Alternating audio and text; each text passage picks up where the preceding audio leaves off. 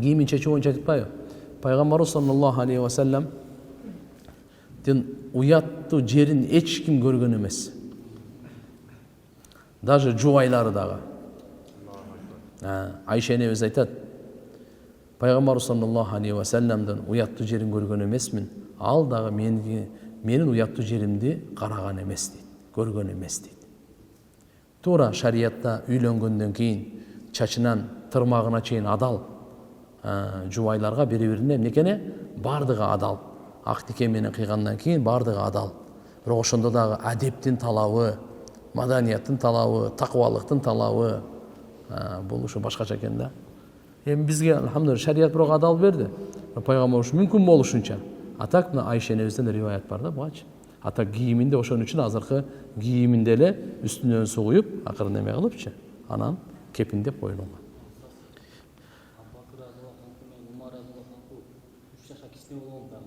Не болгон? 3 жашка кичи болгон. 3 жаш. Жок. Абу Бакр Сыддык разияллаху анху 2 жаш кичи болгон. Абу Бакр, мына караңыз, пайгамбарыбыз өттү. Пайгамбарыбыз өткөндөн кийин Абу Бакр халифа болуп, 2 жыл халифа болуп, ал өттү. Андан кийин Умар 10 жыл халифа болду, ал өттү. Андан кийин Усман 12 жыл халифа болуп, ал өттү разияллаху анху. Бирок демек Умар разияллаху анху булардан жаш эле да. Чектиби? Пайгамбарыбыз саллаллаху алейхи ва саллямдан 12 жаш кичи болчу.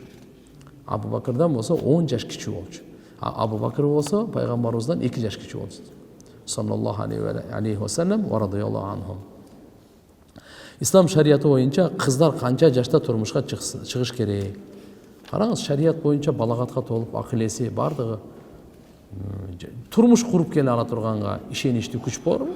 Чыкса боло берет. Бирок бүгүнкү күндө азыркы кыздар мисалы турмуш куруп кеткенге бери эле где-то бир 18 жаш эң нормальный жаш го дейм. Мамлекеттин мыйзамы дагы бар. 18 жаштан кийин мейли көпкө чейин кармабай 18, 19, 20 ушул жаштарда чыкса жакшы. Күйгүзүлгөн чачка даарат кусул өтөбү? Кандай күйгүзүлгөн чач? Күйгүзөбү чачты? Чач алганда күйгүзүп алып атышат го, ошону айтат экен.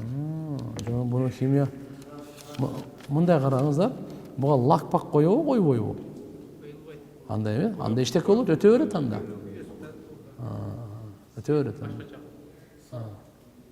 Бояп културуп, анан кийин өрттөп нерсе болот да, мындай сыртынчы. Чү эгерде караңыздар, башка химия менен мисалы боёлуп чачтыдан суу өтпөй кала турган болсо, анда гусулдары өтпөйт.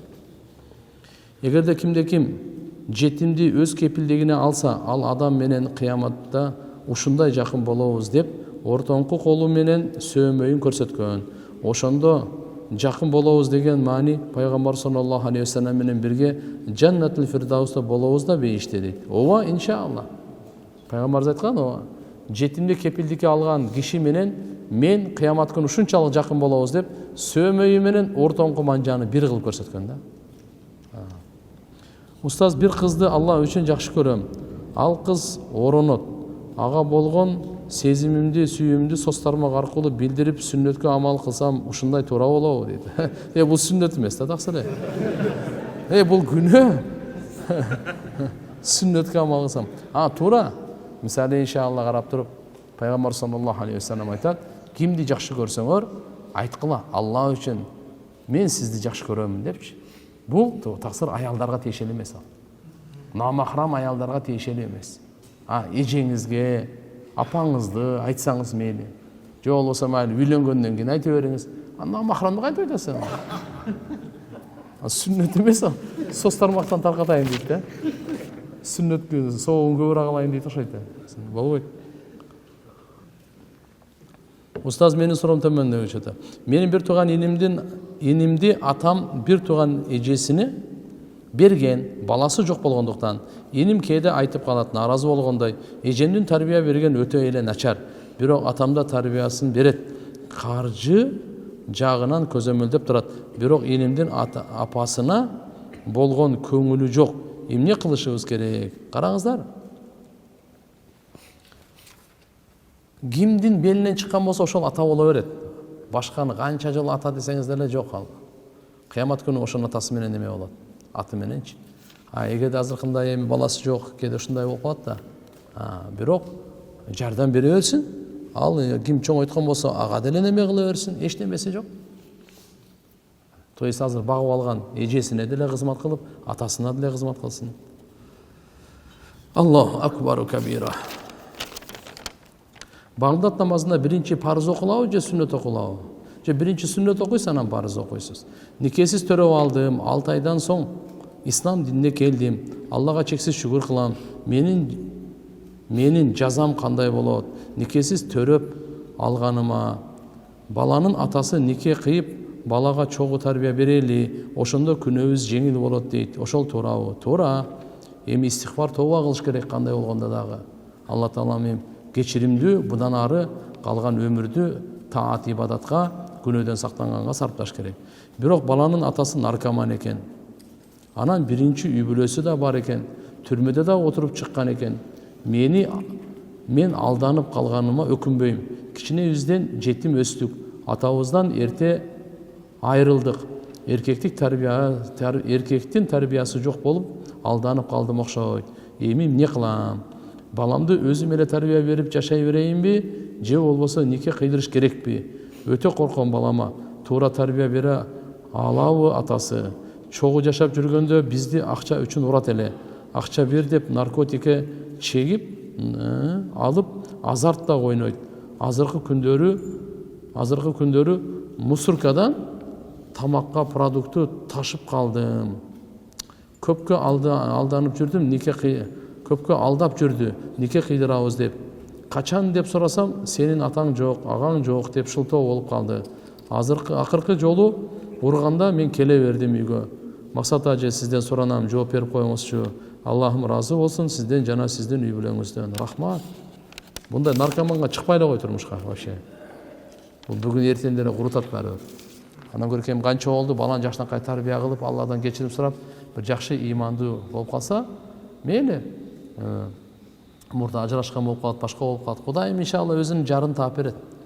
Дуа кылып такыбалык болсо эле таап берет. Менин бир тууганым бар эле, 8 жылдан бери аялы жашабайт деп жүрүп, акыры азыр эки жакта жашайт. Аялы өзү жашагысы келбейт. Такыр ошондо бөлөккө үйлөнүү керекпи, жообун бериңизчи. Эми карап көрүлө. Эгерде турмушта жаш эле болсо үйлөнсүн да. Жаш эле эмес, о карыганда деле эгерде аялы өтүп кетсе, же күйөөсү өтүп кетсе, шариятта турмушка чыгып, же болбосо аял алып жашаганга эч кандай тыюу салбайт. Аял киши талак алгандан кийин канча айыз өткөнгө чейин жарашса болот, же кайра нике окутуш керекпи? Рахмат чоң. Караңыздар, эгерде 3 айыз өтүп кетсе, анда сөзсүз кайра никени жаңылаш керек. Кайра никени жаңыламастан туруп жашаса болбойт. Кайрадан ошо калың, күбө, хутба бардык эрежеси менен болуш керек. Үзүрлүү болгон убакта мечиттин тепкичинде же астана босого тарапта отуруш керекпи? Адамдардан алыс болуш керекпи? Аял заты. Жок, аял заты үзүрлүү учурда мечитке жакындабай эле койсун, эмне кылат келип мечитке? Пайгамбар саллаллаху алейхи ва саллям тыюу салган. Төрөлгөндөн кийинки үзүрлүү күндөрдү нифас деп коет. Ай сайын үзүрлүү күндөрдү хайыз деп коет. Анан кийин жунуп деп коебуз, 3-чү термин бар. Түшүркөгөндө кошулганда жунуп болуп калат. Ушул 3-өө мечитке кирбесин деген. Бирөөнүн гусулу жокпу, мечитке кирбесин. Эркек болсо дагы, аял жок болсо дагы. Болбойт аларга киргенге. Ошондой эле нифас хайызда дагы болбойт. Менин суроом, гусул алгандан кийин жатындагы уруктун калдыгы сыртка чыкса, кайра гусул алуу керекпи? Жок, кайра гусул алуу кереги жок. Даарат алуу керек. Даарат сынат, атак гусул ошо жарай берет. Арактын, пивонун бутылкаларын сатса, кайра ага завод арак чыгарса, кандай болот? Күнөөкөр болбойбузбу? Жок. Бутылкаларын сатсаңар боло берет, ал шише мүлк. Ага компот куябы, арак куябы, самогон куябы, же суу куябы, ал ага сиз жооп бербейсиз. Ким куйса ошо жооп берет. Сатканыңыз үчүн акча алсаңыз, ошолордон мурда бөтөлкөлөрдү топтоп, же болбосо азыркы баклажкаларды топтоп, бир жерге сдавать этип, тапшырып, акча ала турган болсо боло берет. Мен тазалыкта иштейм. Ал жактан нандар чыгат. Ошол нандарды тебелеп алсак эмне болот? Күнөө болот. Нанды тебелебеш керек да. Убал болот. Ошон үчүн эгерде тебелеп алсаңар, истигфарласаңар. Көбүнчө мына навайчылар, ушундай жерлердегилер кичине нанды итетташ керек. Шыпырып туруш керек кичине. Эчтеке эмеске нары бери тебелей бербей. Кабырга Куран окуганы барганда баш жагынан кириш керекпи же аяк таманынанбы деп. Айырмасы жок. Кабырга барганда Куран окуй турган болсоңуздар, Мушкат шарифте риваят бар. Баш жагы бар го, өлүктүн баш жагы бар го. Ошол жерде эгерде билсеңиз, мына Бакара сүрөсүнүн башындагы Алиф лам мим заликал китаб ла ройба фи худал лил муттакин дегендин муфлихун дегенге чейин аятты окуп, анан пут жагына өтүп, ал жактан аманар расулду аягына чейин окуп коюу мына пайгамбар саллаллаху алейхи вассаламдын сүннөтүнөн да. Бул жагынан тиянан окуп, Фатиха окуп коюңуз, эгерде буну билбесеңиз, 3 жол Ихлас окуп коюңуз. Мен сизге сурам. Мен түшүмдө кыбланы карап намаз окуп жатканым түш көрдүм. Ушул түштү 2 күн катары менен көрдүм. 3-чү күнү түшүмдө мен өлүп, мени кабырга коюп жатышыптыр. Мен кабырга киргенден кийин мага сурак болот деп 2 сурак алган периштени күтүп атыптырмын. Мени кабыр азабынан пайгамбарыбыз Мухаммад саллаллаху алейхи вассалам келип куткарат деп. Себеби пайгамбарыбызга саллаллаху алейхи вассаламга көп салават айтып, көп эстегеним, көп зикир кылганым үчүн ушул түштү чечмелеп берип коесузбу? Биринчиден туугандар, караңыздар. Түш канаттынын путунда байлангандай. Ал кай жака жоорусаң ушул жака учат дегендей. Иншалла түштү жакшылыкка жооруш керек. Бирок түштү ар кимге айта бербей, түш жорган алым же сизге жакшылык каалаган адамга айтыш керек. Анан кийин пайгамбарыбыз саллаллаху алейхи вассалам таксырлар кабырда келип куткарбайт. Кыямат күнү шафааты бар. Пайгамбарыбыз айткан, өзү айткан. Кабырдын азабынан зикирден өткөн куткаруучу амал жок деген. Албетте ушу зикирге пайгамбарыбыз салаваты да кирет. Демек истигфар да кирет, субханалла, алхамдулилла да кирет. Ушуларды көп айтып жүрсөңүз, иншалла, бунун касиети өтө чоң.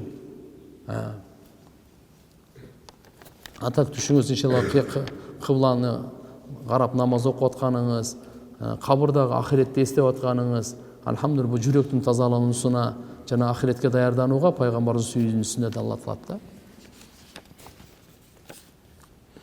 Намазда имам сами Аллаху лиман хамидахты айткандан кийин Роббана лакал хамд ичинен айтпайбы? Имам айтпайт.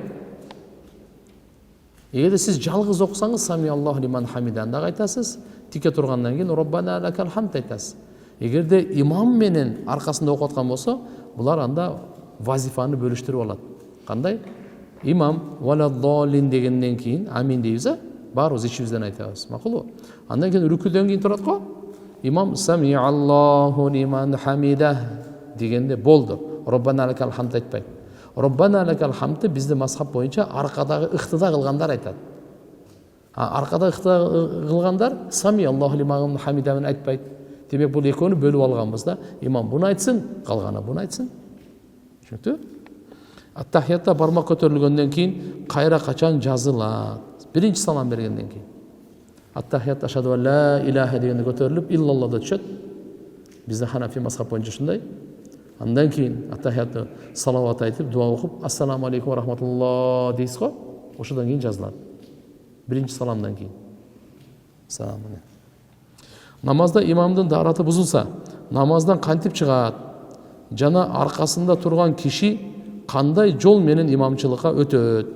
Ошондой эле намазда даараты сынган киши саптарды аралап мечиттен чыгып кете береби? Анан не учуп чыга беле? Көтөрүлүп туруп, анан сапты аралап чыгат, анан не чыгат эле? Намазда даараты эмесе кампан чыгып кетсе же жел жауса намазы атаң ушу намаздын учурунда ушундай болуп кала турган болсо, анда ошо кичине мындай кылып, кийинки адамдар түшүнсүн да, кичине катып туруп албай, кичине бош болсун, өтүп кетсин да. Кайерге таш болуп туруп албаш керек. Жокса эң жакшы чекесинен менен чекеден өтүп кеткен жакшы. Мындай менен басып барат дагы эң чекеси менен. Түшүнүктүбү? Анан аркасында тургандар ошон үчүн аркасындачы. имамдын аркасында дайыма намазды маселелерин билген алымдар турсун дейт. Ушундай маселе болуп калганда арттан акырын эле мындай эле путун жерден көтөрбөй эле басып имамдын жанына келет да улантып кете берет. Түшүндүңүздөрбү? Бир рекет окугандан кийин дараты сүрүп мурдунан кан чыгып кетти. Бир рекет окугандан кийин. Бул чыгып кетет, бир рекет турду, ал улантып кете берет. Акылуу? Түзбөй баш керек. Мындай эле, мындай. Так.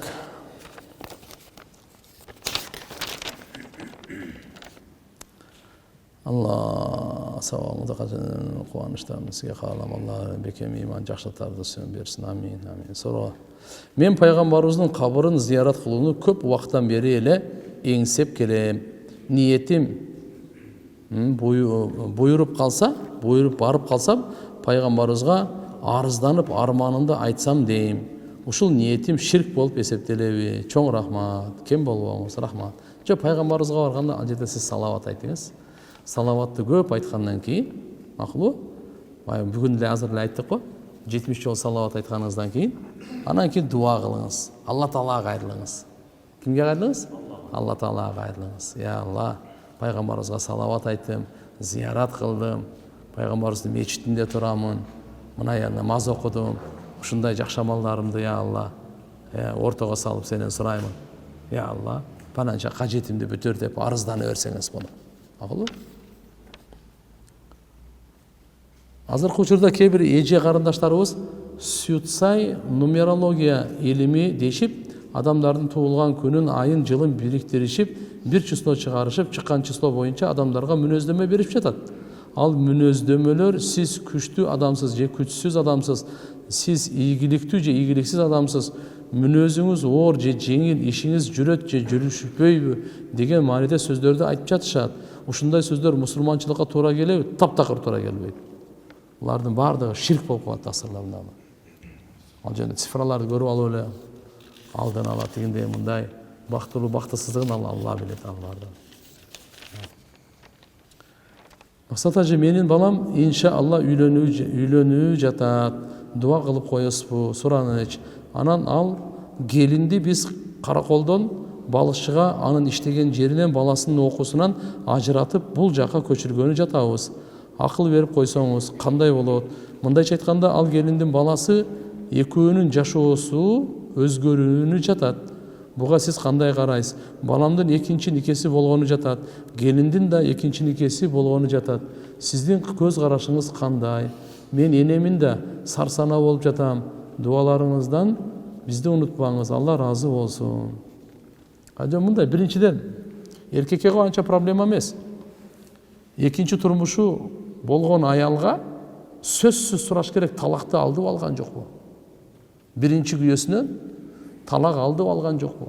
Талак алган болсо 3 айыз өттүбү, өтө элекпи? Сөзсүз сураш керек таксырлар. Талак албаса үстүнө башка бирөө эркек талак нике кыйса, никеси өтпөйт ал. 1000 алым биригип алып нике кыйса деле өтпөйт ал. Экинчиси айызы, иддасы деп коебуз. 3 айыз өтө элек болсо, нике кыйса, ал да нике өтпөйт. Ал нике өтпөйт ал. Талак бергенден кийин 3 айыз, мейли. Булар 1 жылдан бери жашабай эле жүрөт. Анан кийин талак берди. Мурда 3 айыз эмес, бул 10-12 айыз өтүп кетти го. Ал эсептелбейт. Талак бергенден кийин эсептелет. Ошодон кийин 5 жыл жашабаса дагы талак бергенден кийин анан эсептелет. Түшүнөсүзбү? Булар жашабайт, ал Америкада бул жакта кызыктырбайт. Талак берилдиби, ошодон кийин анан 3 айыз күтүш керек. Ошо 3 айыздын ичинде эгер бирөө нике кыйса, күнөөкөр болот. Бунусунун никеси жүрбөйт, нике фасид деп коет муну. Мына ошону биринчи билиш керек. Экинчиден, эми экинчи турмуш болуп аткандан кийин, албетте, өзүнүн дагы баласын да көчүрүп бересиңер да. Аял каерде болот, каерде күйөөсү болсо ошол жерде болот да. Алла Таала бактылуу кылсын. Анан дагы бир суроом бар. Эгер күйөөсү телефондон сен бошсун десе, ага талак түшөбү же түшпөйбү? Ниетин карайт. Эгерде ниети талак берүү болсо, сен бошсун десе, талак түшүп калат. Ниетинде талак берүү болбосо түшпөйт. Узун өмүр, динге кызмат кылышыңыз сизге күч кубат берди. Амин, амин. 3 суроом бар. Кайненем Кайненем менен болгон мамилемди оңдай албай койдум. Ушунчалык жүрөгүмдү калтырып бүттү. Бирок жолдошум үчүн дайыма күлүп, жайнап, ысык тамагын берип, башымды көтөрүп жашайм.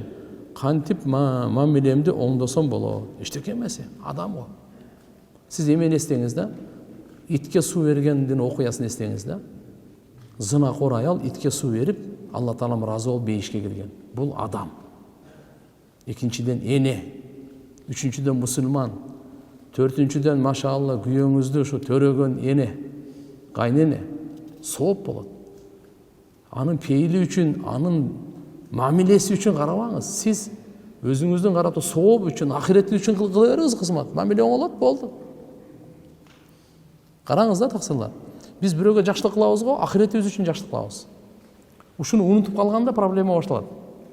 Эгерде ушуну унутпасак, мен бул жакшылыкты өзүмдүн ахиретим үчүн кылып атам деген болсок, анда жакшылык кыла берип чарчабайбыз, тажабайбыз, жадабайбыз. Эч качан таштабайбыз.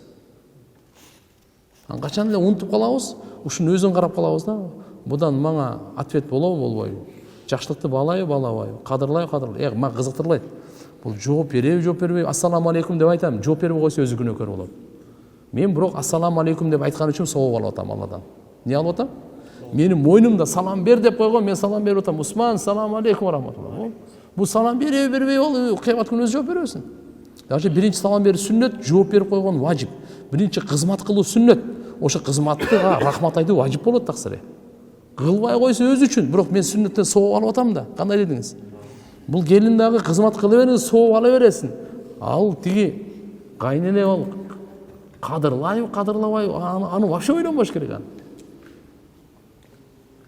Намаздарым калып, ибадаттарым алсыз болуп жатат, бара жатат. Кантип кайра ыйманды бекемдесем болот? Намаздын фазилетин көп окуп, көп даават бергиле. Уулумдун аты Мухаммад. Көбү айтат бул аты оор деп. Ушундай болушу мүмкүнбү? Жок.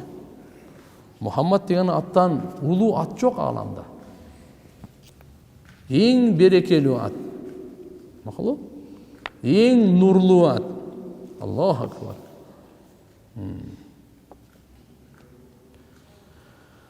Аллаху акбар.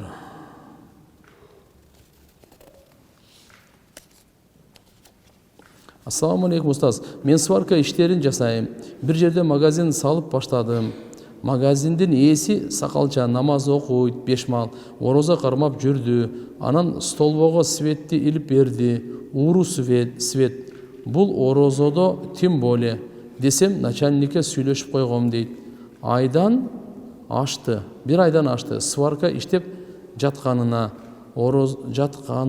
орозо намазы кабыл болобу? Анан ошол урдалган свет менен жасалган магазинден түшкөн акчасы адал болобу? Көп жылдан бери намаз окуйт экен. Өз убагында окубайт, дүйнөнү биринчи коет.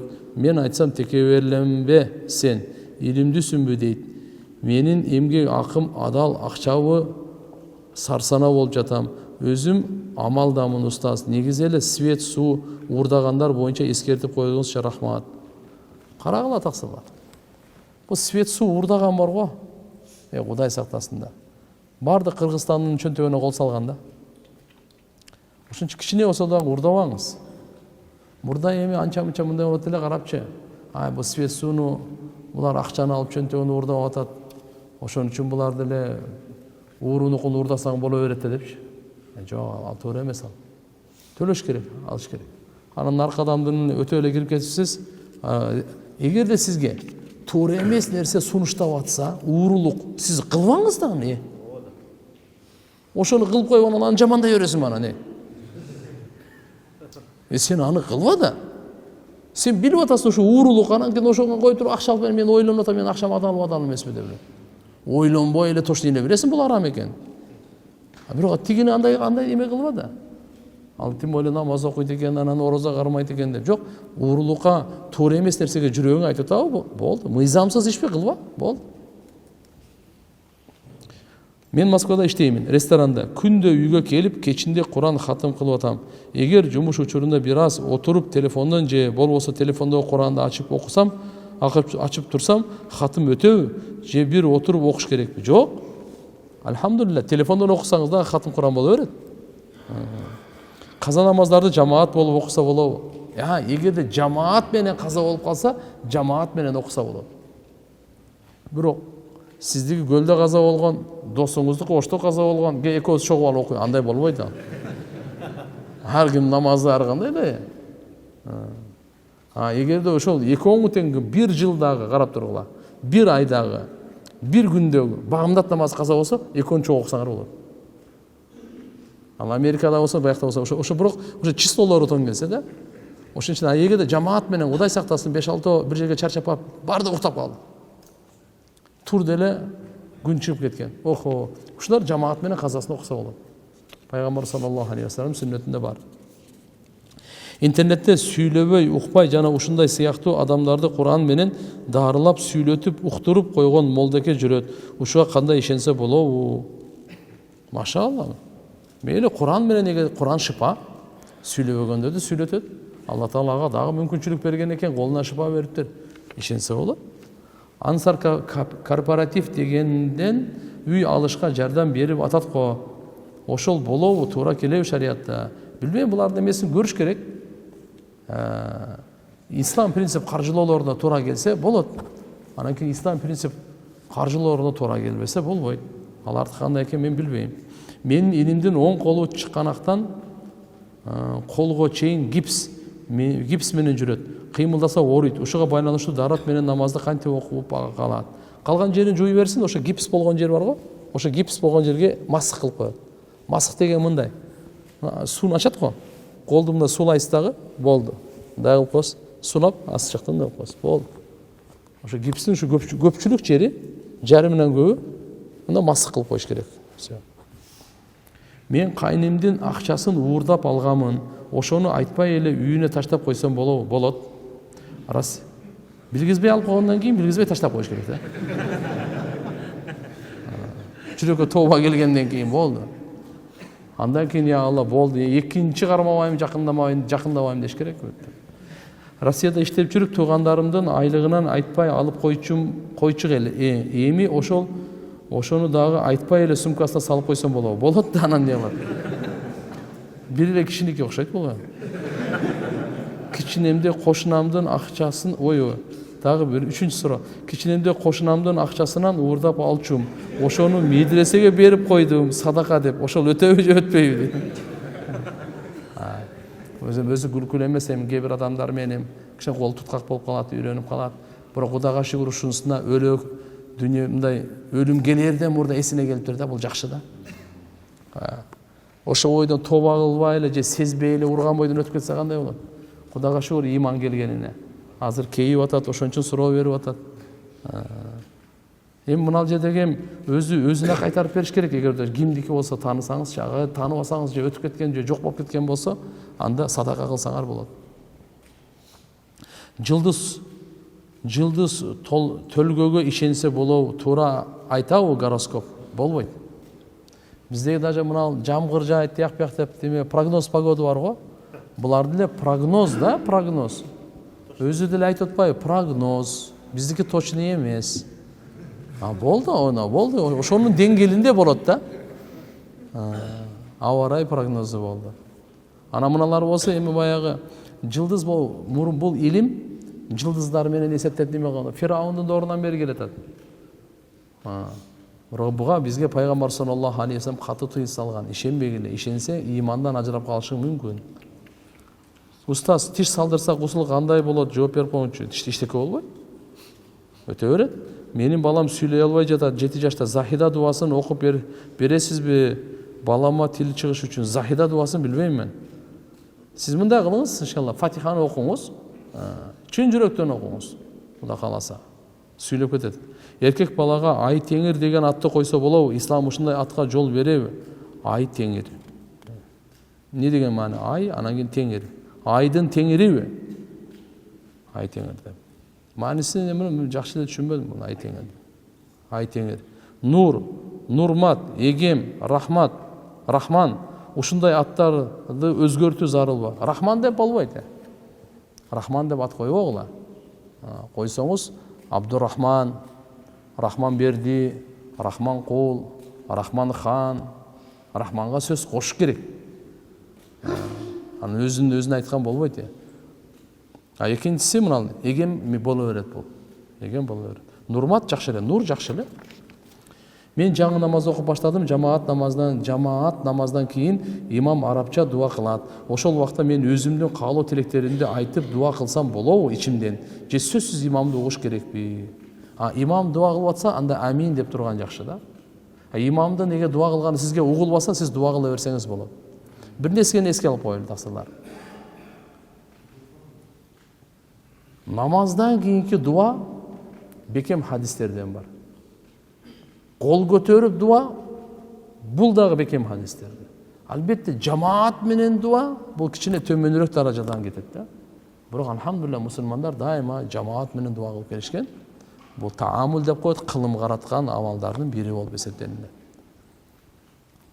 Мен аял киши Россияда ДЦП бала карайм. 6 жылга аяк басты. Буюрса орустун баласы бул бала 10 жашында карап баштаганмын. Азыр 16га чыгат буюрса октябрда. Карай берсем болобу? Айлык акымды төлөп беришет ай сайын. Кандай дейсиз? Боло берет. Иншалла. Бирөөнүн коюн карап акча алып атпайбы? Уюн карап акча алып атпайбы? Тамак? Жо бул жерде неме дейт? Октябрда карай берсем болобу? Айлык акымды төлөп беришет ай сайын кандай дейсиз? Эгерде бул жерде намахрам маселеси боло турган болсо, мындай жоочун эркек ошолорду менен аралашканда этиятташ керек. Анын күйөөсү болсо да, мисалы чем боюнча. Эгерде күйөөсү болбой, мисалы ошол эненин баласы ДЦП деп атасызбы, ошо менен ооруп калган болсо, карай бересиң, эчтеке эмес. Ошондой эле бул жерде жалпысына эле айтып коелу. Ким кимдин үйүндө иштесе, тақсырлар, кир жуйт, идиш аяк шыпырат, же болбосо да бир нерсесин эме кылат, аял кишилер иштегенде. Аял кишилер иштесе да. Ошол үйдүн эркектери менен махрам, намахрам маселесин этиятташ керек. Экинчиден, кайсы эркек бир үйгө барып иштей турган болсо, ошол үйдүн аялдары менен намахрам маселесин этиятташ керек. Бул бала ошондо 12 жаштан чоң болгондо намахрам болуп калат да. 16 жаш болуп калат да? Мына баланын өзүн дейсизби? ДЦП деген оорусу кандай болот ал? Акыл эсине кетип калабы? Жакшы кыймылдайт, бирок мээси иштейт да. Караса болот. Караса болот. Менин суроом, мен Рамазан айында 8 күн карызым бар эле. Рамазан бүткөн соң 7 күн орозо туттум. Ниетим карыздан да кутулуу жана Шаввал айындагы 6 күндүк орозо дагы болчу. Ошондо боло береби? Экөөнө тең ниет кылып орозо тутса болбойт. Экөөнүн бирөөсүнө гана ниет кылыш керек. Пайгамбарыбызды көрүп туруп ишенген сахабалардын иманы күчтүүбү же көрбөй ишенген биздин иман күчтүүбү? Жок. Сахабалардын иманы жетиш болбойт го аларга. Пожарный болуп иштейбиз. Иште жамаат менен окуйбуз намазды. Намаз окуп атканда, намаз окуп жатканда вызов болуп калат. Намазды бузуп кете бергенибиз дурусбу? Же күнөкөр болуп калабызбы? Пожарга барганда кандай дуа кылсак болот? Бизде китептерде келет да. Эгерде намаз окуп атсаңыз, бирөө чөгүп баратса, кудукка түшүп баратса, намазыңызды бузуп тигини сактап, жанын сактап калыш фарз да. Барбай койсоңуз күнөкөр болосуз. Ошондой эле отко түшөйүн деп калды, мисалы, казанга жакындап баратат жаш бала. Сиз намаз окуп атасыз. Намаздын аягына чейин бүтүп алып анан барып кармайын деп отурсаңыз болбойт ал. Ага чейин отко малынып калат ал. Автоматически намазды бузуп барып кармайсыз. Бул эмес, кичинекей эле эгерде намаз окуп атсаңыз, жылан чаян көрүп калсаңызчы, ошо намаздарды сүйлөбөй барып өлтүрүп кайра намазды уланта бересиз. Кайра намазды уланта бересиз ошодо. Бирок бул жерде намаз бузулат, бирок кийин намазды окуп аласыз. Пожарный да ошондой да, капысынан. Кээ бир учурда тақсырлар 1 минута көп нерсени чечип коет. 1 минутада канча адам жаны чыгып кетиши мүмкүн. Пожарный учурларында. Ошон үчүн сразу токтоп туруп, урган бойдон кетиш керек бар. Дуа кылганда эми дуа кылыңыз, я Алла, оттун азабынан сакта, яны кырсыктан сакта деп Аллага жалбырап, ла хаула ва ла куввата илля билланы айтып барыңыз. Өзүңүз да этияттаңыз да. Өткөндө эле бир ушундай окуя болду. Жаш балдар неберелери бар экен, ошону сактайын деп өзү кирип, дагы неберелерин алып чыккан экен, өзү чыга албай калып күйүп кетти. Откырсы да жаман да, Кудайым сактасын. Кеттик. Ассаламу алейкум, мен сурайын дегеним болчу. Куран хатым кылып жатканда сажда важип болгон жерди таштап, кийин аягында саждага барып койсо болобу? Куранды телефондон окуп аяктагандан кийин эсти боло турган болсо, бир сажда кылганда эле 14 сажданы бирге кылып койсо болобу, же ар бир саждага ордунан туруп кайра сажда кылуу керекпи? Жок таксыр. Сажда аятын таштабаңыз. Куран окуп атасыз го, Куранда 14 жерде сажда аяты бар. Полный окуңуз. Дагы сажда кыласыз го, турганын кереги жок. Сажда, тилават саждасына туруп, анан саждага барганын кереги жок. Отуруп эле сажда кыла бересиз. 14 жолу. Түшүндүңүзбү? Албетте дарат болуш керек, кыбланы караңыз. Аллаху акбар дейсиз, саждага барасыз. Субхана роббиял а'ла 3 жолу айтасыз, кайра. Аллаху акбар. Дагы Аллаху акбар дейсиз. Ушундайдан Аллаху акбар, кайра 14 кылып коесуз, болду. А эгерде эң жакшысы, мисалы азыр жарым саат Куран окудуңуз же 1 саат Куран окудуңуз да, канча сажда аяты келип калды го, жаап туруп Куранды окуп коюп туруп, бирөө болсо бирөө, экөө сажда кылып коюң. Чтоб кийин унутпаңыз да. А эгерде экинчиси деле болот, Куранды баштан аягына чейин бүткөндөн кийин 14 жолу сажда кылып коесуз. Бул деле болот. Турганын кажети жок. Куран окуп атканыңызда сажда аяты келип калса, билбегендер кандай болот? Сажда кылыш керек. Билеби, билбеби кызыктырбайт. Айтып коюш керек да, ошон үчүн сажда аяты окуп атканда ичиңизден окуңуз. Ошол жерге келип калганда. Башкаларды күнөөкөр кылбаңыз да. Түшүндүңбү? Сажда аятын окуп атасыз да, мисалычы, ошол жерге келип калганда ичиңизден окуп коюңуз. Ошо башкалар укпасын да. Макулбу? Эмне үчүн? Эгерде мисалы башкалар укса деле мейли болчу. Бирок алар сиз айткандай бирөө билет, бирөө билбейт. Ошого сиз да себеп болуп каласыз деген сөз да. Ошон үчүн мына немелерде эсиңиздерде болсун. Көбүнчө таравих намазда биз микрофонду коебуз. Ушул полный восток пят угат да. Аят саждалары угулат. Биякта окуп атат. Жок, канчага жетсе ушундай кылыңыз. Бирөө ажатканада болот. Бирөө дагы башка жакта башка нерсе болот таксалар. Ар кандай болгон учурлар болот да. Ошон үчүн кичине мындай эмесин сакташ керек да, культурасын. Жолдошум экөөбүз бир местада соода кылабыз. Баарын чогултуп бир эсептейбиз. Бирок мага бир нерсе керегинде жеткирбей акча карматат. Ата энемдикине барганда эки жака чыкканда ошого кээде көрсөтпөй алып катып койсом керектүү маалда иштетем деп. Ошол туурабы же уурулук кылган боломбу? Балам бар тигем. Бирок баламды батырган жок. Мен анын эки башкадан баласын каралайм. Балама барам, балама алам дегенде эле сүйлөнүп жаман көрүп баштайм. Жок эми мисалга карап экөөңөр чогуу иштеп аткандан кийин чогуу түшүндүрүп керектүү жака иштетсеңер жакшы. Анан мындай билгизбей алып калган жакшы эмес го. Болбойт бул. Ата энем дин жолунда жүрөт. Бирок өтө көп бизден нааразы боло берет. Ар сөзүндө эле бирин эки болбойт, дей берет. Устаз кандай кылсак жакшы болот? Колдон келишинче жардам берсек дагы. Жардам бере бергиле. Эчтеке болбойт. Айтса айта берсин. Акырын анан айтып койгула. Эненин дуасы, атанын дуасы түздөн түз кабыл болот экен. Жакшы ниет кылып дуа бере бериңиздер. Адамдар алхамдулилlah жашап атпайбы деп, Кудайга шүгүр депчи. Кантип жаман адаттардан, күнөөлөрдөн арылабыз? Шайтанга каршы амал кайсы? Даават. Мына пайгамбарыбыз айткан азан айтат го. Аллахумма робба хази даавати тамма деп дуа кылабыз. Бул азан пайгамбарыбыз айткан толук даават да. Азан неге? Толук даават бул. Ушуну робысы деп.